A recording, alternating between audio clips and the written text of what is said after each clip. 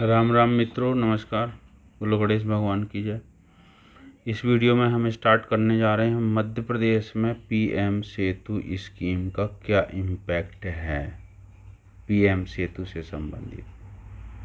तो यदि आपको पूरे ऑल इंडिया में पीएम सेतु से संबंधित यदि देखना है वीडियो, तो मैंने ये अपलोड कर दिया था। पीएम सेतु स्कीम 1 घंटा 54 मिनट का है। ये काफ़ी प्रयास किया बहुत चीज़ों को इंक्लूड किया जाए। अब आज हम इस वीडियो में हमारे प्यारे मध्य प्रदेश में इसका क्या इम्पैक्ट है, इस पर चर्चा करना चाहते हैं। पीएम सेतु के बारे में बहुत विस्तार से हमने जो वीडियो अपलोड किया है वो अवश्य देखिएगा। हम कुछ इम्पोर्टेंट जो उसमें शायद छूटे हों वो लेना चाहते हैं। तो ministry of skill development and entrepreneurship, कौशल विकास और उद्यमिता मंत्रालय का, इनका क्या फ़र्ज होगा पीएम सेतु के लिए। तो पीएम सेतु की स्कीम में पॉलिसी डायरेक्शन एंड ओवरसाइट देखना है, उसको ध्यान देना है और पॉलिसी निर्माण करना है। डीजीटी का क्या रोल रहेगा। वोकेशनल ट्रेनिंग प्रोग्राम राष्ट्रीय मानक स्तर में मैच करें, इस प्रकार से वोकेशनल ट्रेनिंग प्रोग्राम को बनाना और चलाना। इस स्कीम के अंतर्गत स्टेट गवर्नमेंट के क्या रोल होंगे। तो स्टेट गवर्नमेंट के द्वारा उन आईटीआईयों का चयन करना जिनमें अपग्रेडेशन का कार्यक्रम किया जाना है। ये तो फुल डिटेल आप जानते हो क्या। उसको जब आप देखेंगे कि 200 हब आईटीआई और 800 स्पोक आईटीआई, इस प्रकार से 1000 आईटीआई को अपग्रेड करना है, ठीक है। और इंडस्ट्री के साथ, और किस रूप में करना है। स्पेशल पर्पज व्हीकल के नाम से कोर्स कंटेंट होंगे और इंडस्ट्री क्लस्टर या इंडस्ट्री जिनके साथ एमओयू होगा, जो पार्टनर होंगे आईटीआई में, उनके तरफ से मैनेजर के पोस्ट में क्लस्टर से कोऑर्डिनेट करने के लिए स्पेशल पर्पज व्हीकल में, ठीक है, आएंगे। इंडस्ट्री पार्टनर का क्या रोल कॉल है, जॉब कॉल है। तो provide expertise in curriculum technology placement, ये प्रोवाइड कराएंगे, ठीक है। स्टेट गवर्नमेंट का क्या है कि स्टेट गवर्नमेंट डिसाइड करेगी कौन कौन सी आईटीआई में अपग्रेडेशन करना है, ठीक है। इसमें क्या क्या होना है। आईटीआई का अपग्रेडेशन होना है 1000 आईटीआई का, हब और स्पोक के रूप में होना है। इंडस्ट्री कोलैबोरेशन होना है, अर्थात किस लिए, ट्रेनिंग के लिए, जॉब प्लेसमेंट के लिए, ध्यान रखना। और गवर्नेंस एक नया शब्द है, यानी उनके तरफ से मैनेजर भी आएंगे, यानी उनके मैनेजर हमको भी सिखाएंगे। आईटीआई, गवर्नमेंट आईटीआई के टीओ को भी सिखाएंगे। बिल्कुल आधुनिक इंफ्रास्ट्रक्चर में पढ़ाई करवाई जाएगी।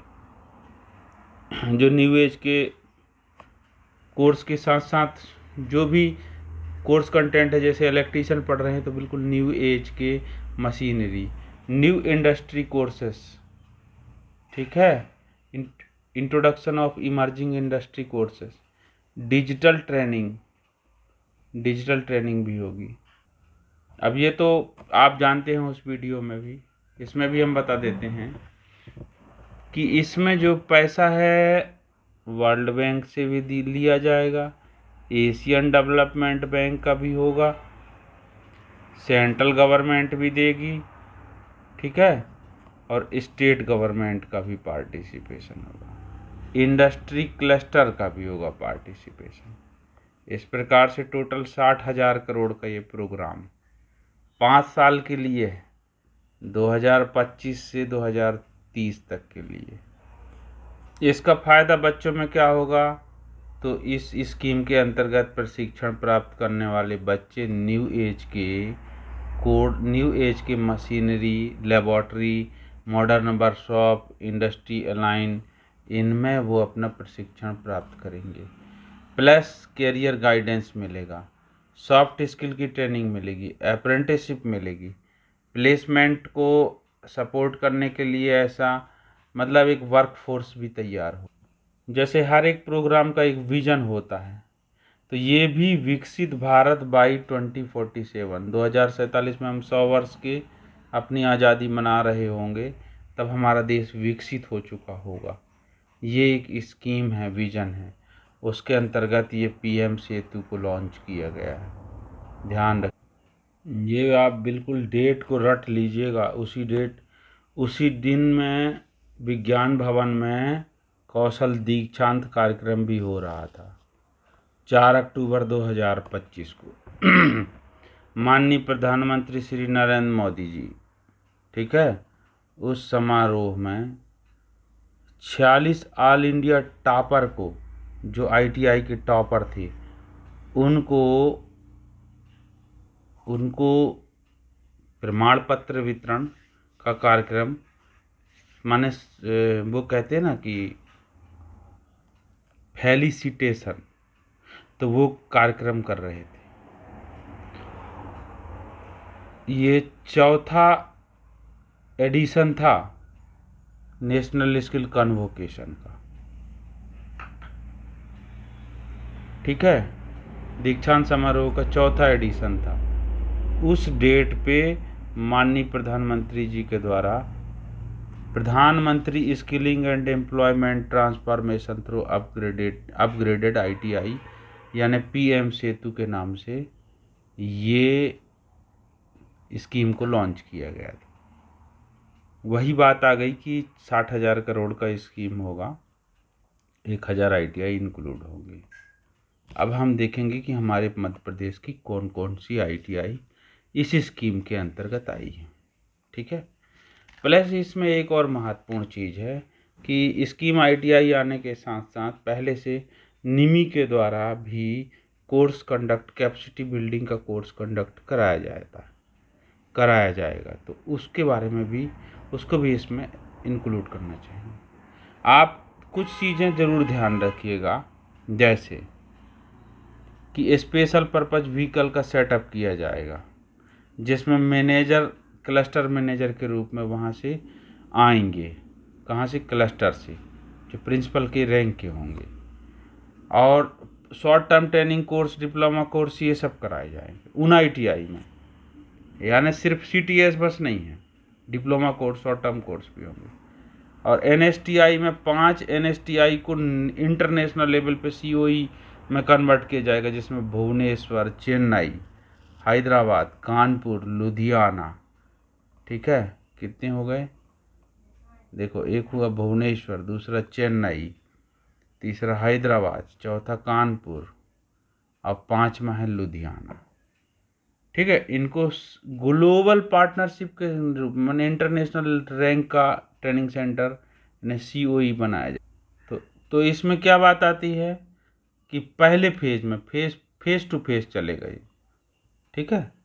तो पहले फेज में पीएम सेतु में 15 हब आईटीआई को चुना गया, होने तो 100 हब आईटीआई होंगे और 800 स्पोक आईटीआई होंगे। तो इसमें से पहले फेज में कितने चुने गए, 15 हब आईटीआई चुने गए हैं, ठीक है। कौन कौन से हैं वो 15, तो देखिए, सोनीपत,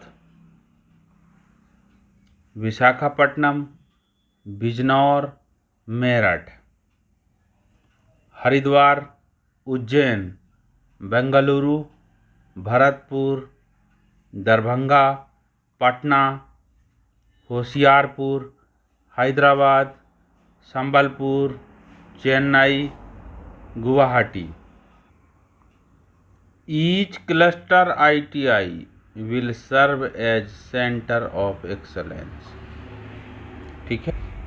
पीएम सेतु का जो ये मॉडल एडमिनिस्ट्रेशन का दिया गया है, ठीक है, राष्ट्रीय स्तर पर MSDE national government national steering committee और DGT national project management unit. ये स्टीयरिंग कमेटी और डीजीटी एमएसडीई की तरफ से राष्ट्रीय स्तर पर इस स्कीम को देखेंगे। इसमें क्या होगा कि नेशनल एनएसटीआई, ठीक है, नेशनल इंस्टीट्यूट में मैनेजमेंट कमेटी होगी, वो एनएसटीआई जो सीओई के रूप में कन्वर्ट किए जाएंगे उनके लिए, प्लस इनके काम को देखने के लिए एक इंडिपेंडेंट इवेल्युएटर भी हो, प्रॉपर फंडिंग का यूज होता है कि नहीं।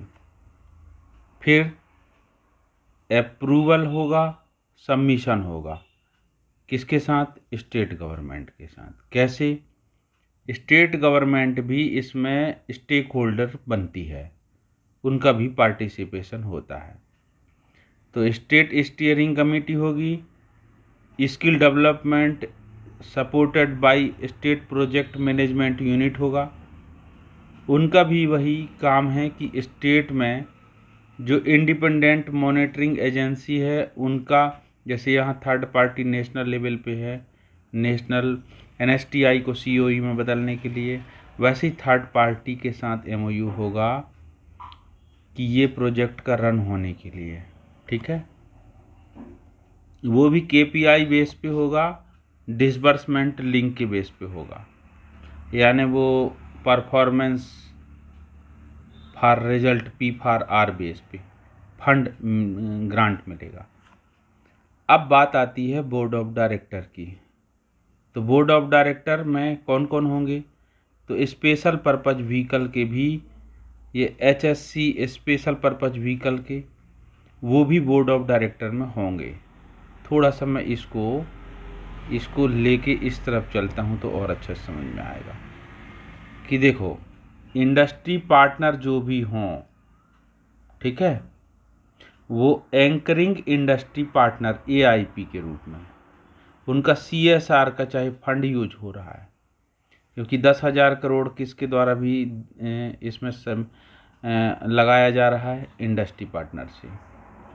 फिर escrow account of SPV special purpose vehicle level पे, वो सीएसआर के फंड का एंकरिंग इंडस्ट्री पार्टनर के साथ मिल करके जो प्रायोजन प्रारंभ होता है, उसमें एक नेशनल लेवल एक स्टेट लेवल।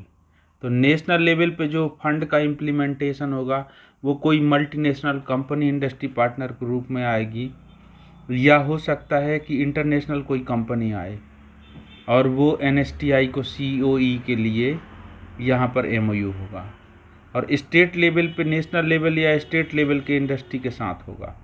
प्लस इसके अलावा स्पेशल पर्पज व्हीकल का यहाँ दोनों जगह रन नेशनल और स्टेट लेवल के अलावा डिसबर्समेंट का भी रखना है, और बोर्ड ऑफ डायरेक्टर का वो क्या होंगे, पार्ट भी होंगे।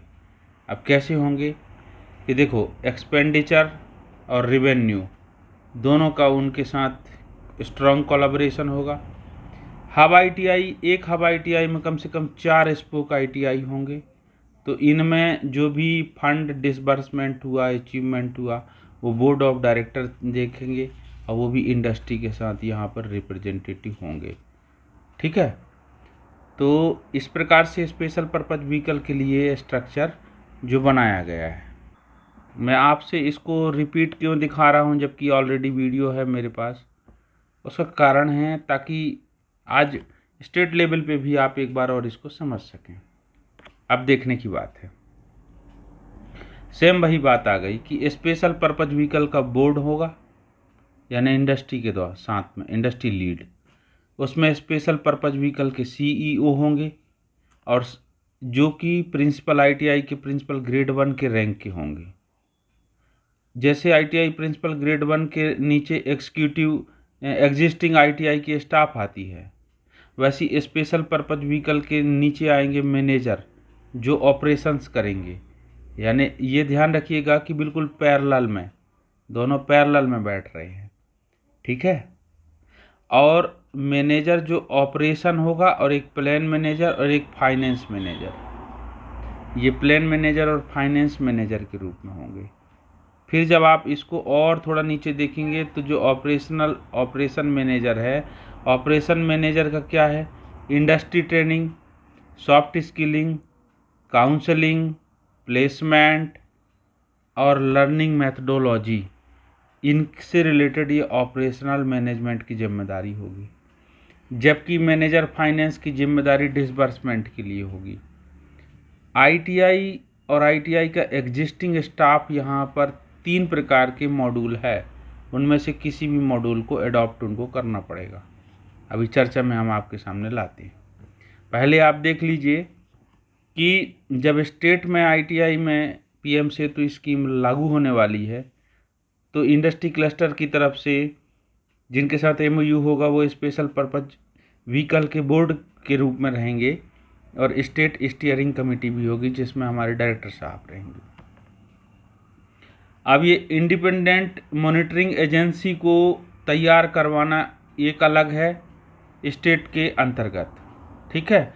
और स्टेट का जो वो बोलते हैं ना मैनेजमेंट यूनिट होता है, इम्प्लीमेंटिंग मैनेजमेंट यूनिट, ठीक है। और मॉनिटरिंग यानी इम्प्लीमेंट, 2 चीज़ों के लिए ध्यान रखना, एक है इम्प्लीमेंटेशन का और एक है मॉनिटरिंग का।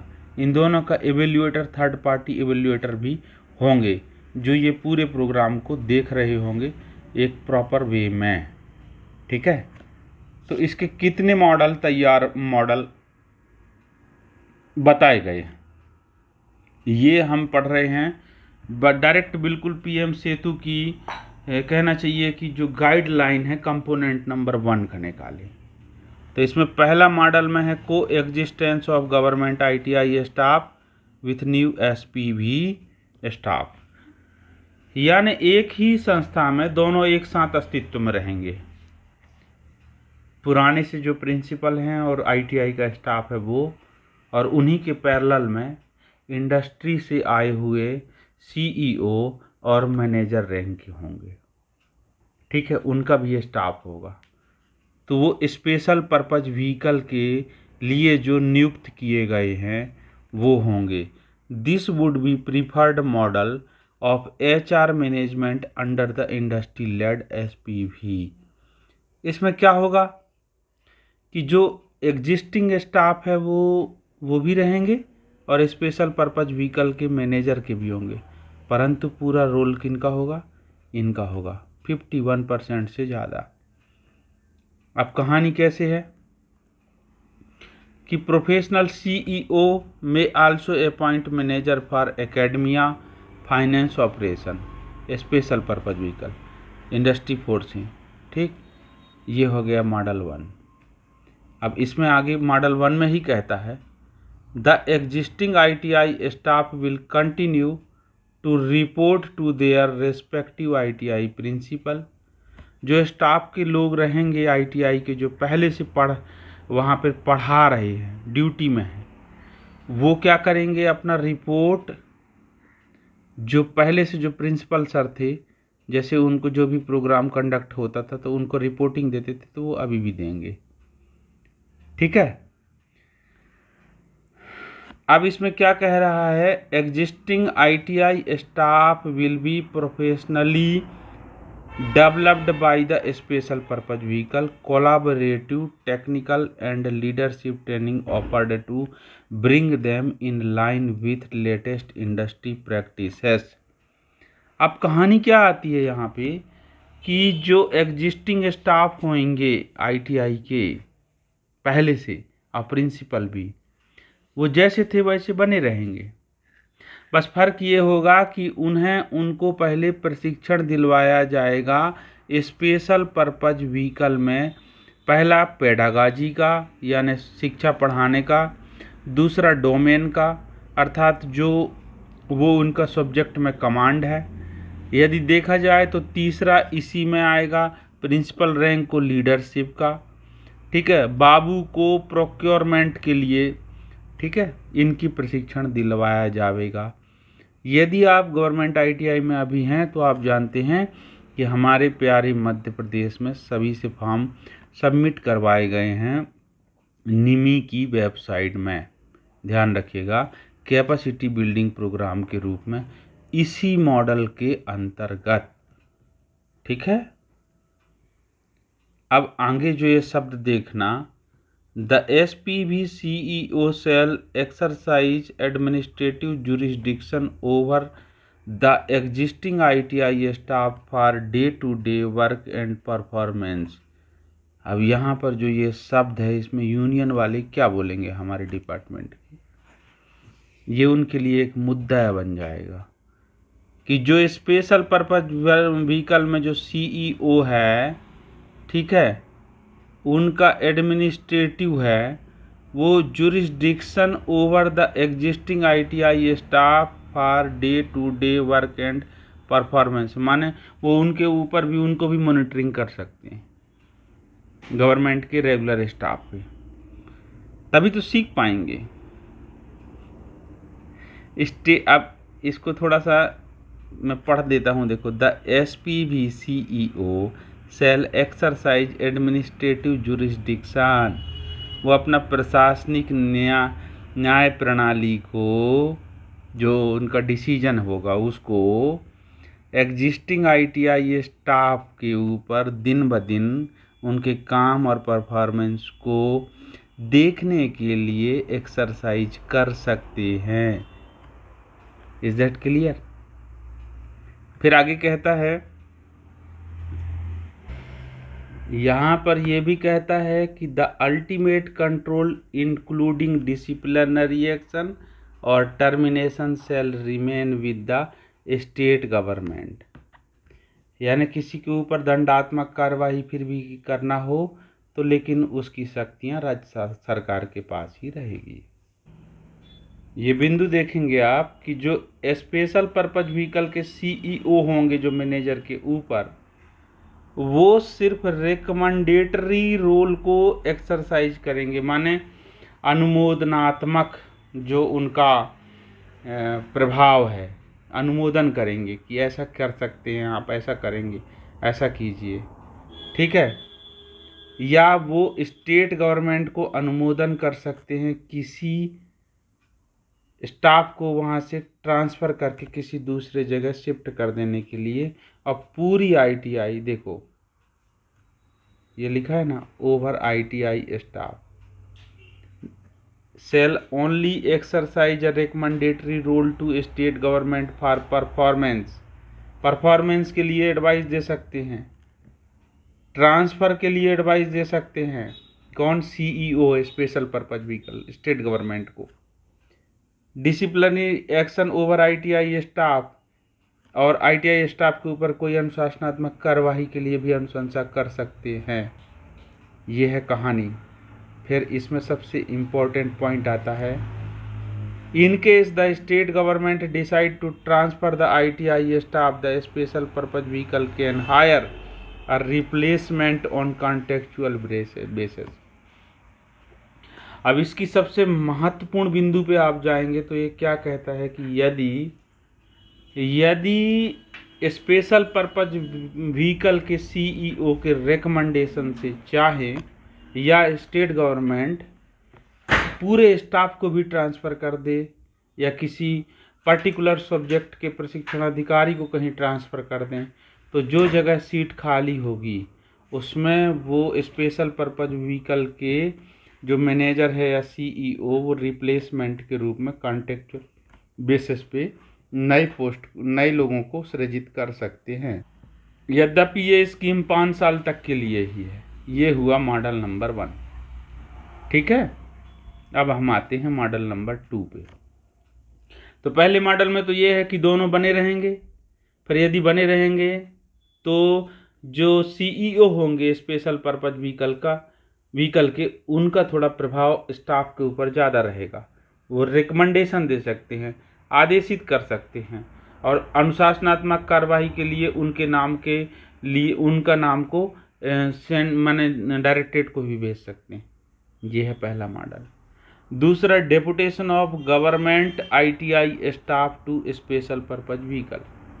जो गवर्नमेंट ITI का स्टाफ है उसको ही स्पेशल पर्पज व्हीकल के मैनेजर या इस प्रकार के रैंक में डेपुटेशन पे इस प्रोग्राम पे रखा जा सकता है। अर्थात ये सबसे शानदार लग रहा है मुझे, क्योंकि इसमें एक्स्ट्रा कोई इंडस्ट्री का स्टाफ नहीं आएंगे और ना ही कोई कॉन्ट्रेक्चुअल बेस पे भर्ती होंगे। इसमें ये क्या कह रहा है, मॉडल 1 विल बी यूज्ड, इसको मैं हटा देता हूँ। देखो, HR structure to model 1 will be used, तो ये पहले HR के लिए तो मॉडल 1 यूज होगा ही, फिर इसके बाद कह रहा है अपार्ट फ्रॉम इट, इसके अलावा staff having direct accountability and reporting to the special purpose vehicle, जो भी स्टाफ होंगे वो सीधे सीधे अपना जो रिपोर्टिंग करेंगे वो किनको करेंगे, स्पेशल पर्पज व्हीकल के CEO को करेंगे। और उस केस में the existing government staff including the principal who qualify the criteria set by special purpose vehicle में absorbed by the special purpose vehicle. यानी इसकी बात को समझो आप, यदि कोई प्रिंसिपल भी है, चाहे वो पब्लिक सर्विस कमीशन से रिक्रूट हो, चाहे वो 10 साल तक जो उच्च पद प्रभार के रूप में भी हो, यदि वो स्पेशल पर्पज व्हीकल के CEO या मैनेजर के पोस्ट के एलिजिबल है उनकी क्राइटेरिया में, तो उनको भी डेपुटेशन पे वो पोस्ट दिया जा सकता है। ठीक है। अब यहाँ पर special purpose vehicle shall be done with the formal consent of the employ. Formal consent होगा, उसकी लिखित में सहमति ली जाएगी, इनफॉर्मल नहीं कि कह दिया और तुम बन जाना। ठीक है। और इसमें ये कह रहा है कि जो फॉर्मल कंसेंट होगा लिखित में ना, वो ड्यूरेशन, स्कीम के ड्यूरेशन तक चलेगा। ठीक है।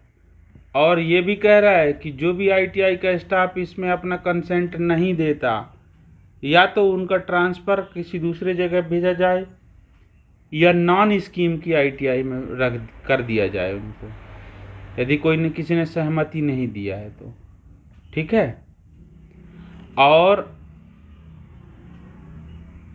जो सैलरी है और जो उनको लाभ है, यानी पेमेंट के अलावा भी, वो HR पॉलिसी जो बनेगी SP भी उसके अनुरूप होगी।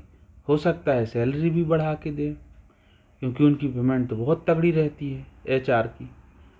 ठीक है। तो ये है कहानी मॉडल नंबर 2 में कि डेपुटेशन में ITI का स्टाफ ही आ जाएंगे।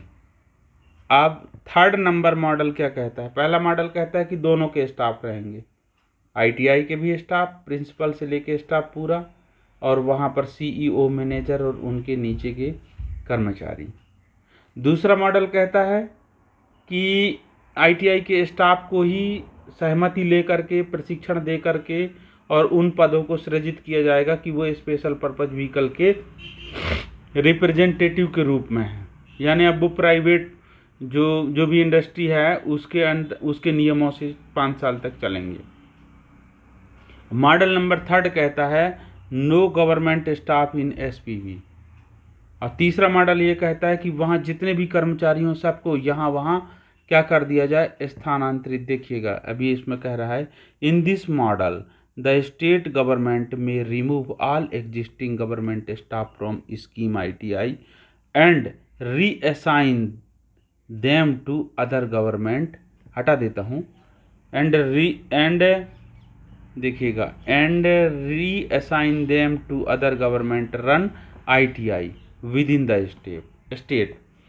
यानी तीसरे मॉडल में ये कहा जा रहा है कि जो गवर्नमेंट के स्टाफ के जितने लोग होंगे वो उनको सबको स्थानांतरित कर दिया जाए किसी नज़दीक की ITI या नन स्कीम की ITI में, और वहाँ पूरा का पूरा इंफ्रास्ट्रक्चर छोड़ा जाए। वहाँ इंडस्ट्री के द्वारा जो CEO, मैनेजर, इसके रैंक के जो पोस्ट हैं, ए बेटो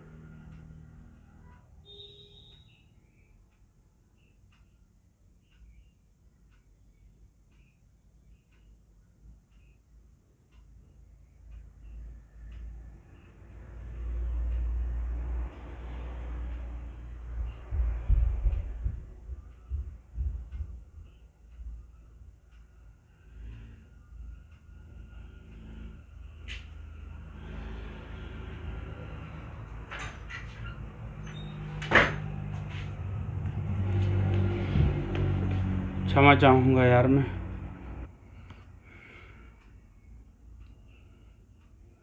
ठीक है सर।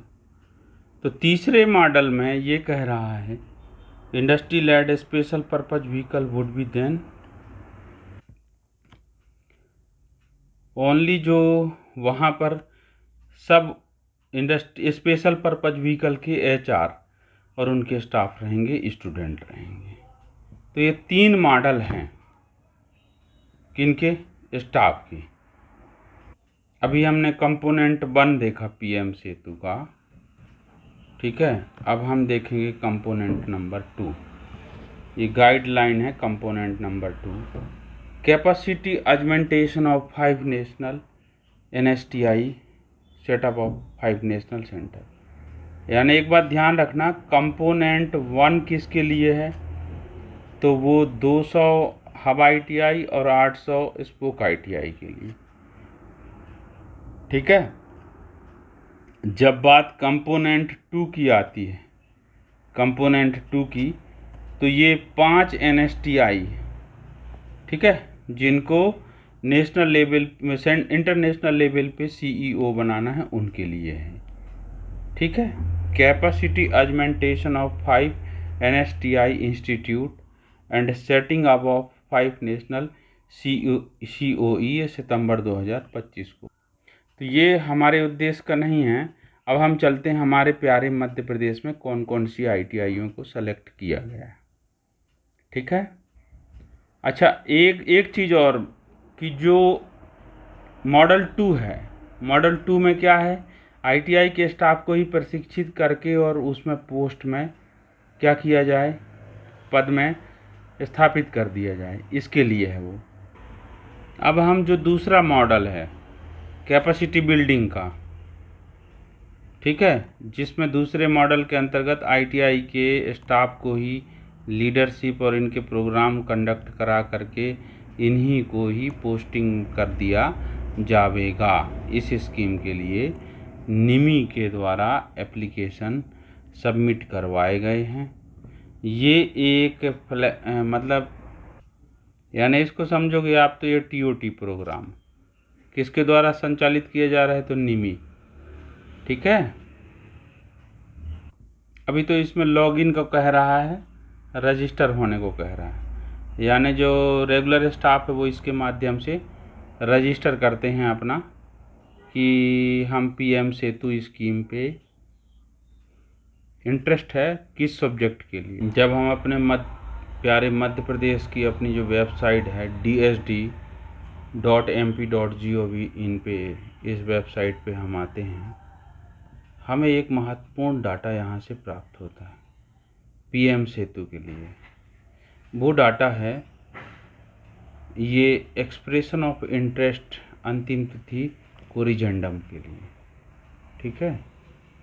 तो इसको जब हम क्लिक करते हैं तो हमको प्राप्त होता है कोरिजेंडम नोटिस टू टेंडर है ये, expression of interest for upgradation of industrial training institute under component 1 of PM सेतु। ध्यान रखना, कंपोनेंट 1 की बात आएगी तो ITI की आएगी, कंपोनेंट 2 की बात आएगी तो NSTI के लिए आएगी। तो उसमें 22 जनवरी 2021 को ये जारी होना है और इसके अंतर्गत क्या बात कही गई है कि इसकी डेट टाइमलाइन निर्धारित की गई थी कि शेड्यूल जो है 20 फरवरी 2026 तक 4 बजे तक के लिए लास्ट डेट किसका, एक्सप्रेशन ऑफ इंटरेस्ट के लिए। ये pmsetu.mp@mp.gov.in ये ईमेल ID भी है अपनी, ठीक है। और इसका ऑफिस देखिएगा, PM Setu section, office of director, directorate of skill development, government of Madhya Pradesh, 4th floor, gas राहत ITI बिल्डिंग भोपाल, ये एड्रेस दिया है। इस एड्रेस पर इस तारीख तक एक्सप्रेशन ऑफ इंटरेस्ट बताना है, ठीक है। ये इशू होता है 11 फरवरी 2026 को। अब हम आ गए सिद्ध पोर्टल। कहीं बात ना हो तो सिद्ध हो जाता है सिद्ध पोर्टल में। सिद्ध पोर्टल में पीएम सेतु का डिटेल लेने आ गए। ठीक है, तो इसमें ऑफिशियल साइट है और स्टेट आरएफपी है। तो स्टेट आरएफपी पे पहले चलते हैं। तो स्टेट आरएफपी में हमारा प्यारा मध्य प्रदेश का नहीं है। ठीक है, देखते हैं जरा है कि नहीं। नहीं है, अभी मध्य प्रदेश का नहीं। फिर हम पीएम सेतु में इसमें स्किल इंडिया में पीएम सेतु ऑफिशियल साइट के माध्यम से चलते हैं, आरएफपी नहीं मिला। तो अब हम आ गए स्टेट वाइज, स्टेट या एनएसटीआई किसका देखना है ये देख ले सकते हैं। अब हम आते हैं, ये जो हमारे प्यारे भारत का जो नक्शा बना है ना, इसमें सबसे बीचों बीच में हमारा प्यारा मध्य प्रदेश है। जैसे ही हम इसको टच करेंगे तो मध्य प्रदेश का डिटेल हमारे सामने आ जाएगा। इसको आप ध्यान से सुनिएगा। ये कंपोनेंट 1 है आईटीआई के लिए, Madhya Pradesh state ITI information. अब इसमें क्लस्टर 1 पहले क्लस्टर में हब आईटीआई के रूप में है डिविजनल आईटीआई इंदौर। ये डिस्ट्रिक्ट में है गवर्नमेंट आईटीआई नंदानगर इंदौर, नंदानगर में है डिविजनल आईटीआई। आदरणीय रीना सोलंकी मैम यहाँ पे प्राचार्य हैं। ईमेल आईडी मोबाइल नंबर दिया। यानी इंदौर आईटीआई के अंदर स्पोक आईटीआई कौन कौन है हम ये देखते हैं पीएम सेतु की वेबसाइट अनुसार। तो सबसे बड़ा इंडस्ट्री का एरिया है पीतमपुर। ठीक है, धार डिस्ट्रिक्ट में है। उसका GR23001108 उसका आईटीआई का कोड है, MIS NCVT। ग्राम खंडवा में है, ये खंडवा नाम का ग्राम। इसके अंतर्गत 8 ट्रेड संचालित हैं, 1392 सीट का है, 18 इंस्ट्रक्टर हैं यहाँ पे। ठीक है, दूसरी स्पोक आईटीआई इंदौर के अंतर्गत आ गई देवास। यानी है देवास तो उज्जैन जिला का, उज्जैन संभाग का, लेकिन स्पोक आईटीआई हब आईटीआई है इनकी इंदौर, देवास का जिला में। ठीक है, विकास नगर चौराहा। फिर अगली आती हैं स्पोक आईटीआई नंबर 3 मानपुर में। इंदौर में डिस्ट्रिक्ट है, इंदौर डिस्ट्रिक्ट ही है, मानपुर में 3rd नंबर में AB रोड में है ये। एक इंस्ट्रक्टर दिख रहा है यहाँ पे, 768 सीट में 5 ट्रेड है। ठीक है, स्पोक आईटीआई नंबर 4 पे आइए। तो टोंक खुर्द है। टोंक खुर्द कहाँ पे है? देवास में ही है, देवास डिस्ट्रिक्ट में। लेकिन ये हब आईटीआई इसी कौन है? इंदौर। ये स्पोक आईटीआई टोंक खुर्द बन गया, कांटापुर टोंक खुर्द। इसमें 3 ट्रेड चलते हैं, 424 सीट है, 1 इंस्ट्रक्टर है। अब आते हैं क्लस्टर नंबर 2। पहला क्लस्टर हो गया तो हम अपना कलर भी चेंज कर लेते हैं। दूसरा क्लस्टर आता है डिविजनल आईटीआई सागर। ये हब आईटीआई बनाया जा रहा है। इसमें इसका एड्रेस है कुरई रोड, शास्त्री वार्ड, सागर में। इसमें अमरनाथ साकेत साहब प्रिंसिपल जी हैं। Mobile number, email ID. अब इसके आगे हम आते हैं स्पोक आईटीआई कौन कौन है सागर के अंतर्गत। तो पहला है बीना आईटीआई गवर्नमेंट की, सागर। ये खिमलासा रोड में है। ठीक है, दूसरी इसमें 4 ट्रेड संचालित है, 504 सीट है, 1। अब इसको चुनने का कारण भी है भाई, ओमान के द्वारा जो बहुत बड़ी बीना रिफाइनरी चल रही है ना। दूसरा स्पोक आईटीआई नंबर 2 पे आएंगे तो दमोह आएगा। दमोह जिला का ही दमोह आकांक्षी जिला भी है। ठीक है, इसमें 5 ट्रेड संचालित है, 668 की 48 की स्ट्रेंथ है, 1 इंस्ट्रक्टर। नहीं, ये इंस्ट्रक्टर काउंट में नहीं जाना, आईटीआई का नाम देखना आपको। क्लस्टर नंबर 3 पे आइए। तो जो तीसरा क्लस्टर है यानी हब है सागर। तीसरा क्लस्टर है, 2 क्लस्टर हो गए, यानी सागर में 2, 1 हब है और 2 स्पोक हैं। अब तीसरा क्लस्टर आते हैं, ये इसके लिए भी हम अलग कलर कर लेते हैं। ये तो तीसरा क्लस्टर में आते हैं हम Rewa, divisional ITI Rewa. New university stadium Bodabag Neem Chauraha में है ये। ठीक है, बोड़ाबाग है वो। इसमें श्री सौरभ शुक्ला साहब प्राचार्य हैं। Mobile number, email ID Rewa. यहाँ कितने ट्रेड संचालित हैं, तो बहुत लंबा कहानी। अब इसकी स्पोक ITI की लिस्ट देखते हैं रीवा की। तो नंबर 1 मनगावा है ही, मनगावा को ना लेंगे तो क्या है, मनगावा बस्ती रोड मनगावा में, ये है कोड। ठीक है, यहाँ 10 ट्रेड संचालित हैं, 1296 स्टूडेंट हैं। फिर स्पोक ITI नंबर 2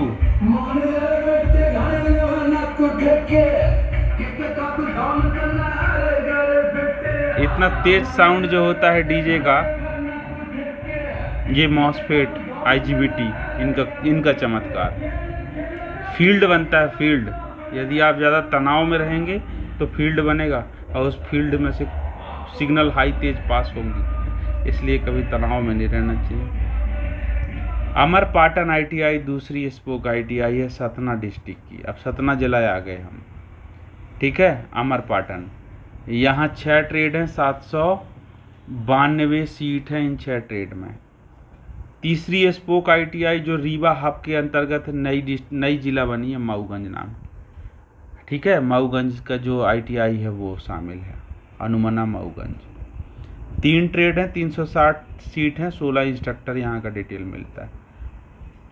अब हम एक दूसरे कलर का यूज करेंगे जिसका डिटेल हम किस में देखे थे, फर्स्ट फेज में 15 ITI, बाद में दूसरा एक और चुनाव किया गया रिवाइज करके, तो उसमें 25 ITI चुने गए थे। उसमें से ये माने हब और क्लस्टर पर बनाए गए हैं, जिसमें हब और स्पोक के।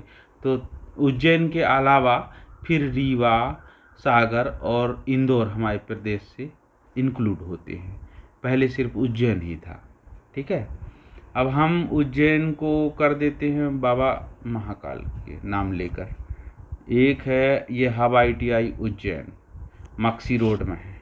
ठीक है, श्री विवेक मिश्रा सर प्राचार्य हैं यहाँ पे, मोबाइल नंबर, ईमेल ID, ये हब ITI। अब इनकी स्पोक ITI देखिएगा। पहला नंबर शाजापुर जिला की ITI, शाजापुर की 11 ट्रेड है, 1680 सीट है, 1 इंस्ट्रक्टर है वहाँ पे। ठीक, दूसरा हब ITI में आओगे खचरोद, ये उज्जैन में है, डिस्ट्रिक्ट उज्जैन। ठीक है, खचरोद, यहाँ पर 4 ट्रेड हैं, 504 सीट है, 10 इंस्ट्रक्टर। अब तीसरी स्पोक ITI में आप आएंगे तो वो है कौन, महिदपुर, ये भीमखेड़ा में है, महिदपुर उज्जैन में। ठीक है, तो यहाँ की कहानी देखेंगे तो 2 ट्रेड 396 सीट है। फिर इस प्रकार से हमारे प्यारे मध्य प्रदेश में 4 क्लस्टर हैं। ठीक है, तो PM सेतु से रिलेटेड जितना डिटेलिंग हम डिस्कशन में ला सकते थे आपके समक्ष लेके आए हैं। वीडियो कैसा लगा आप अवश्य बताइएगा। तब तक मिलते हैं फिर नेक्स्ट वीडियो में। बोलिए माता रानी की जय, अम्बा माई की जय।